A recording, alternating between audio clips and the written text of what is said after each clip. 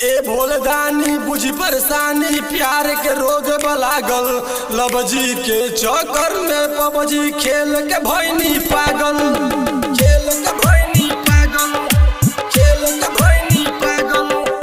ए भोलदानी बुझी परेशानी प्यार के रोग लागल लबजी के चक्कर में पबजी खेल के भैनी पागल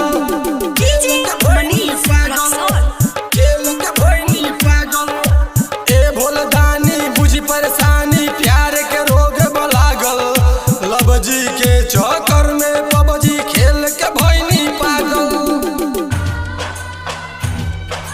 लबजी के चक्कर में पबजी खेल के भैनी पागल खेल के भैनी पागल। मनीष रक्सौल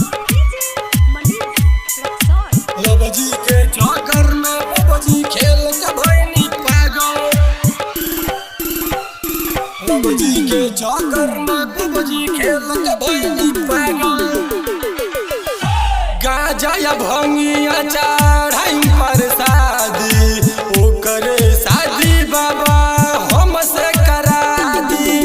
गाजा या भंगिया चढ़ाई पर शादी ओकरे शादी बाबा हमसे करा दी हमसे करा दी। कहे दुनिया जान बानी रहुआ महान कहे दुनिया जान बानी रहुआ महान करे चलते देवघर आइल बानी हमहू भागल लबजी के चक्कर में पबजी खेल के भैनी पागल ओकरे चलते देवघर आइल बानी हमहू भागल लबजी के चक्कर में पबजी खेल के भैनी पागल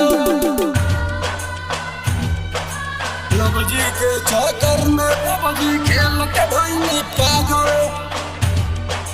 खेल के भैनी पागल। मनीष रक्सौल लबजी के चक्कर में पबजी खेल के भैनी पागल लबजी के चक्कर में पबजी खेल के भैनी पागल। माइकल मनुए मांगे फिलहाल हो पूरा कदी सपना जल चढ़ाई हर साल हो। राइटर सफी आलम ये मांगे फिलहाल हो पूरा कदी सपना जल चढ़ाई हर साल हो।